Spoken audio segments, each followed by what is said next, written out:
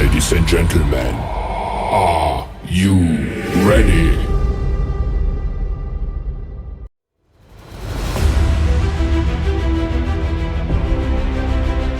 Assalamualaikum warahmatullahi wabarakatuh. Perkenalkan, kami dari kelompok 5. Nah, pada video kali ini kami akan membahas tentang AMDAL. Apa sih AMDAL itu? AMDAL merupakan analisis mengenai dampak lingkungan. Pada kesempatan sebelumnya, kami sudah melakukan kunjungan di beberapa pabrik, yaitu pabrik batu bata dan pabrik tahu. Kami berharap semoga video ini dapat bermanfaat bagi teman-teman sekalian. Happy watching, jangan lupa like, komen, dan subscribe. Wassalamualaikum warahmatullahi wabarakatuh.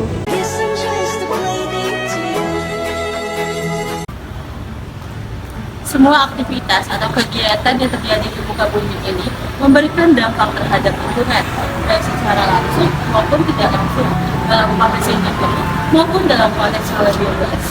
Nah, kita seringkali temui polusi dan pencemaran di lingkungan kita sehari-hari. Polusi atau pencemaran dapat mempengaruhi kualitas atau mutu lingkungan. Apa sih kualitas atau mutu lingkungan itu? Kualitas atau mutu lingkungan merupakan derajat pemenuhan kebutuhan dasar manusia pada kondisi lingkungan tertentu. Nah, jika kualitas lingkungan menurun, maka akan mempengaruhi daya dukung lingkungan. Dengan demikian, diperlukan cara atau upaya dalam mencegah terjadinya pencemaran, yaitu dengan adanya AMDAL, analisis mengenai dampak. Nah, sebelumnya, apakah teman-teman sudah tahu apa itu AMDAL? AMDAL merupakan upaya administratif dari pemerintah untuk menanggulangi terjadinya pencemaran lingkungan. Nah, menurut peraturan pemerintah nomor 22 tahun 2021, AMDAL merupakan kajian dampak penting pada lingkungan hidup dari usaha atau kegiatan yang direncanakan sebagai persyaratan utama pengambilan keputusan penyelenggaraan dari usaha atau kegiatan yang dimuat dalam peraturan perizinan berusaha dan atas persetujuan dari pemerintah pusat maupun pemerintah daerah.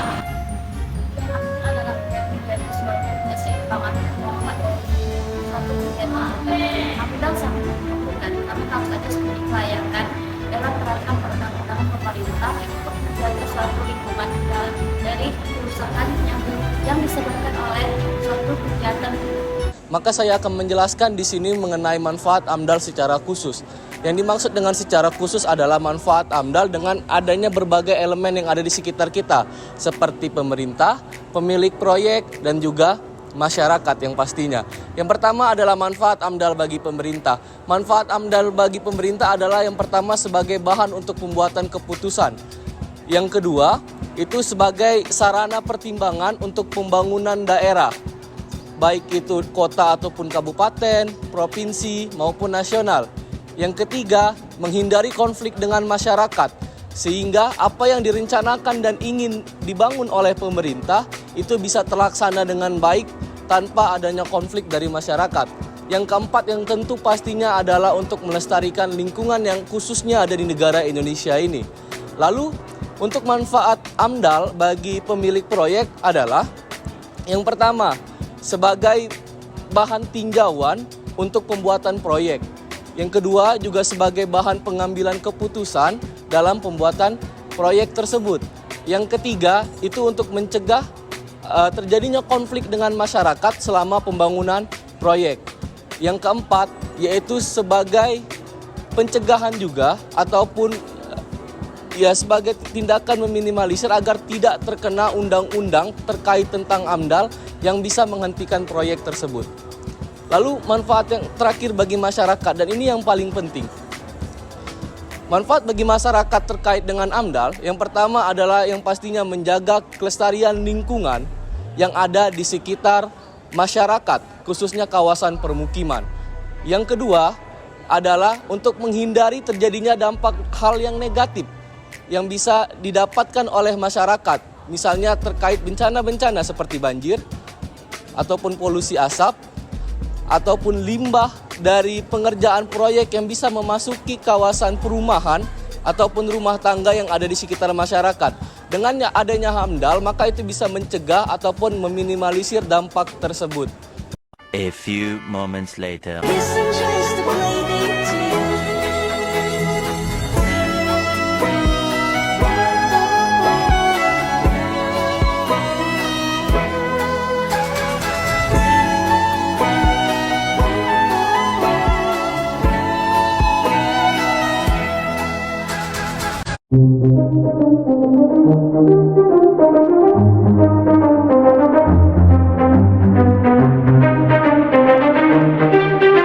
semuanya, jadi sekarang kita lagi on the way ke pabrik batu bata. Nah, bisa teman-teman lihat di sini jalannya masih tanah liat ya guys. Jadi kalau mau ke sini pas hujan kita harus hati-hati ya guys. Nah, kita udah mau sampai nih guys, tonton sampai habis ya. Jangan di skip.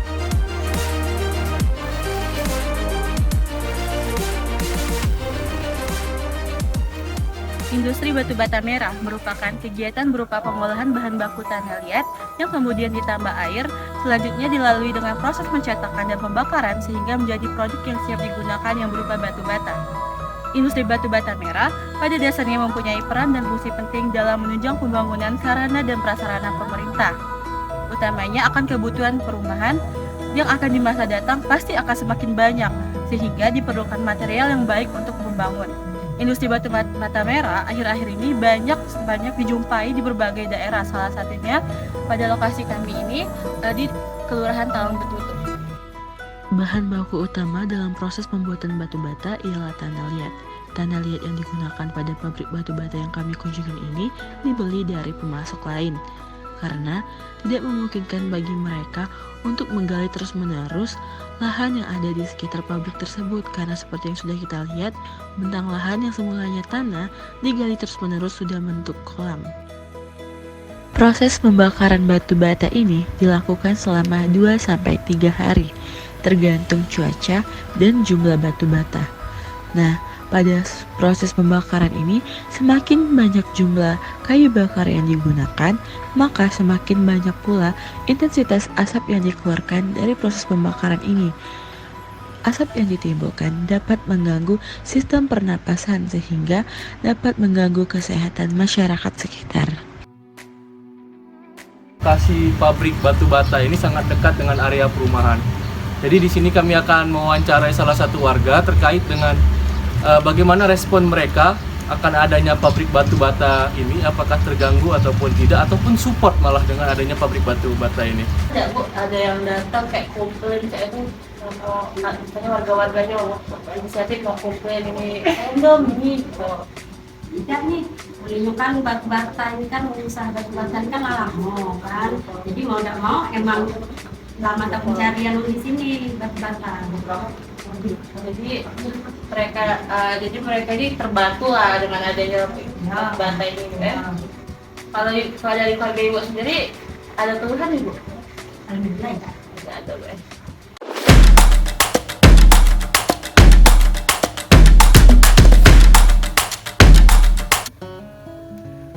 Bapak kalau ini Bapak ini pemilik pabrik ini atau bekerja di sini? Ini Pemilik Pak ya? Berarti dari awal sudah di sini? nenek moyang gitu dulu ya, Nenek moyang. ini. Oh berarti turun temurun ini? Iya, Ininya Pak. ya Ini- banyak itu kalau kan. Kira-kira itu pernah mengganggu warga sekitar nggak, ada protes? Ya, Jadi warga sekitar juga terima gitu kan? ini kan minta bawa sini, ke sana. Sampai sana. Walaupun ini kan nyampe 2 hari 2 malam Pak ya Iya. makannya. Tidak Ini ada. kan belum ada kan. Masih ada. Sekarang ini lah ya asapnya. Asap kita bakar hutan ya kan. Oh, Ya, asapnya. Itu pekerjaannya tuh yang upah uang tuh sekitar penduduk sekitar sini atau duduk sini lah. penduduk sini lah Pak? Jadi Iya. sebagai mata pencaharian juga Iya. kan, penduduk sini kan? Emang juga merantau di sini ini kan loh Pak? Gawe ini kan. Gawe batu bata kan loh ya? Iya.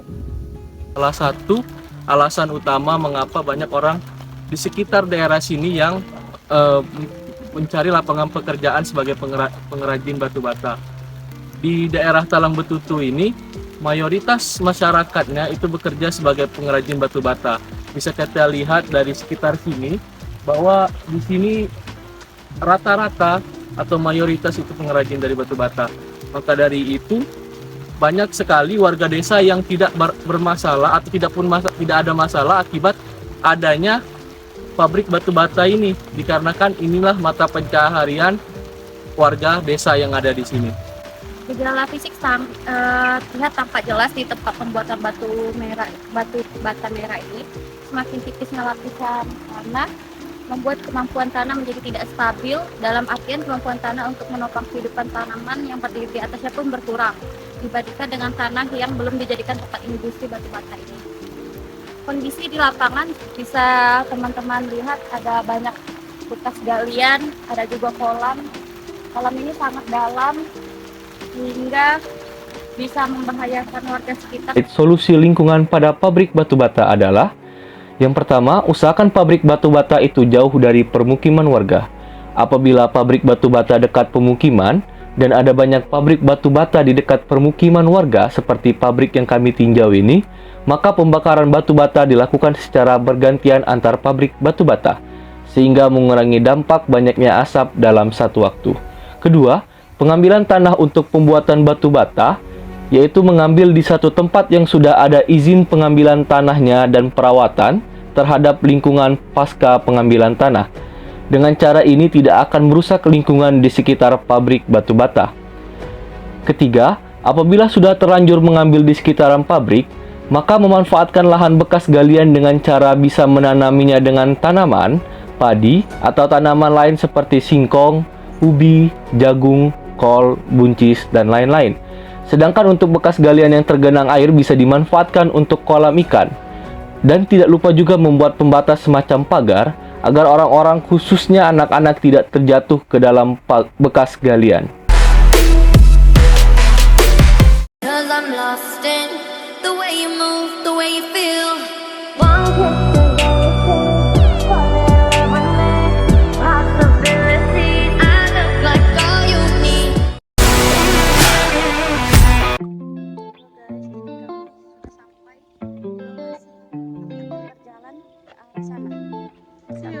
Baiklah, di sini saya akan mengajak teman-teman sekalian bersama teman-teman saya akan melihat kondisi yang ada di dalam pabrik tersebut. Industri pabrik tahu merupakan salah satu industri rumahan yang sudah banyak di Indonesia. Tahu merupakan jenis makanan yang sudah tidak asing lagi bagi kita.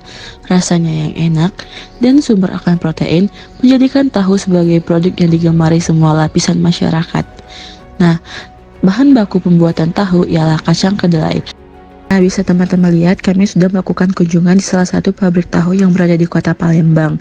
Pabrik ini kurang memperhatikan kondisi lingkungan karena banyak sekali sampah-sampah yang dibuang begitu saja sehingga dapat menghambat saluran yang berada di pinggir pabrik tahu tersebut.